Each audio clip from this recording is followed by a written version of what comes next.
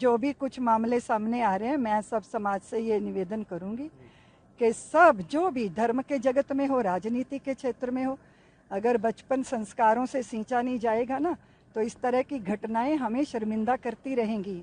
हम भारतीयों के बच्चे तुलसी के पौधे माने जाने चाहिए और उनको संस्कारों के गंगा जल से सींचा जाना चाहिए। वो वासनाओं की शराबों से ना सींची जाएं, तभी सुपरिणाम मिलेंगे। लेकिन मैं एक बात जरूर कहना चाहती हूँ कि अगर गंगा के तट पर कोई भ्रष्ट पंडा हमारे श्रद्धा का दोहन करे तो हम उससे गंगा के प्रति अश्रद्धा नहीं करते। अपने तीर्थ स्थानों के प्रति हमारी अक्षुण्ण श्रद्धा बनी रहनी चाहिए और इन बातों का शमन तभी होगा जब दंडनीयों को दंड मिलेगा। लेकिन इसको बहुत ज्यादा प्रचार प्रसारित करके ये हम ऐसा ना भ्रमित हो जाएं कि हम अपने तीर्थों से वंचित हो जाएं। तीर्थों की पवित्रता को, उनकी स्वच्छता को और वहाँ की पावनता को बनाए रखना हमारी भी जिम्मेदारी है, भक्तों की भी जिम्मेदारी है और व्यवस्थापकों की भी जिम्मेदारी है। इसलिए हम सब अपनी अपनी जिम्मेदारियां निभाएं।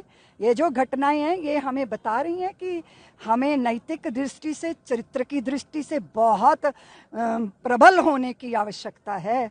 जो कहा जा रहा है वो आचरण में होना चाहिए। मनसा वाचा कर्मणा हम एक हों, ताकि कम से कम इतना तो हमें नैतिक आधार रहे कि किसी के द्वारा अर्पित की गई न्यौछावर पर हमारी गिद्ध दृष्टि ना हो। इसीलिए ये सब संस्कार घर घर बहुत जरूरी है, क्योंकि माँ की कोख से लेके 14 साल तक व्यक्ति का व्यक्तित्व बन चुका होता है।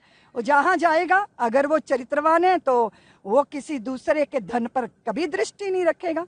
लेकिन अगर उसकी आधार भूमि गड़बड़ है, बुनियादी खराब है, तो जहाँ जाएगा वहाँ तो एक बेईमान को नौकरी से हटा दिया गया। तो ये था कि भाई इसको कहाँ लगाएं, ये हर जगह बेईमानी करता है। तो बोले अब इसको लगाना तो है तो लहरें गिनने के लिए लगा दो, वहां तो इसको बेईमानी करने का कोई अवसर ही नहीं मिलेगा। तो पता चला तट पे बैठे रहो, लहरें गिना करो।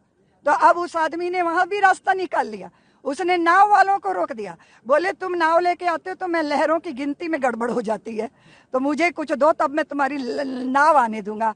तो भाई ऐसा व्यक्ति तो जहां भी खड़ा कर दोगे, वो राजनीति का क्षेत्र हो या मंदिर का क्षेत्र हो, तो यही दुष्परिणाम आएंगे। इसलिए जिम्मेदारी हम सबकी है। और एक बात कह दूं, हो सकता है आप लोग मुझे ट्रोल करवा दो, पर करवा दो, अब मैं क्या करूं। किसी के पतन का जश्न ना मनाएं तो अच्छा है, उसका समाधान ढूंढें। बद्रीनाथ टेम्पल में, बद्रीनाथ मंदिर में जो थोड़ी गड़बड़ी हुई है उसके लिए हेमंत द्विवेदी ने तुरंत जांच का आदेश सरकार से करने का आग्रह किया है और उन्होंने जो दोषी पाया गया था उसके खिलाफ तुरंत एफआईआर दर्ज किया। उत्तराखंड सरकार संवेदनशील है। उत्तराखंड के यशस्वी मुख्यमंत्री पुष्कर सिंह धामी जी इन कार्यों में सबसे आगे रहते हैं और कोई गड़बड़ी नहीं आने देंगे उत्तराखंड में। ये सरकार का संदेश भी है, आदेश भी है, निर्देश भी है और जनमानस से अपील भी है।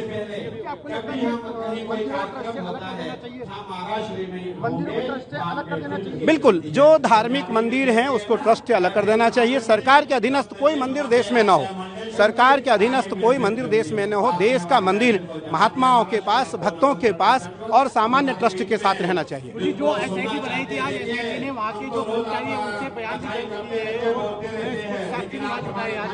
बिल्कुल, आपने सही कहा। जो एसआईटी बनी है उत्तराखंड की, एसआईटी बनी है, उस एसआईटी से निस्संदेह पारदर्शिता आएगी और पुष्कर सिंह धामी जी मुख्यमंत्री उत्तराखंड, यशस्वी मुख्यमंत्री उत्तराखंड के निर्देश में वो व्यक्ति बख्शा नहीं जाएगा यदि वो दोषी है तो।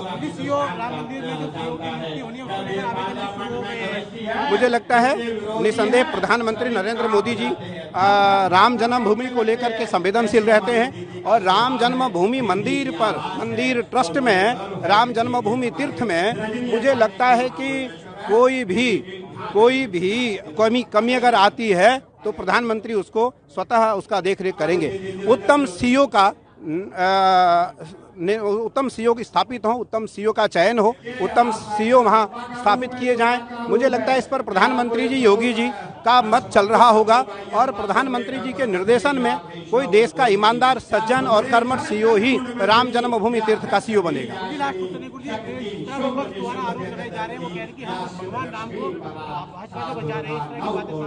देखो, ये विपक्ष है। विपक्ष तो मंदिर बनने के समय भी हल्ला कर रहा था और वर्तमान में भी हल्ला कर रहा है, आगे भी करता रहेगा। विपक्ष का काम है, विपक्ष का काम है।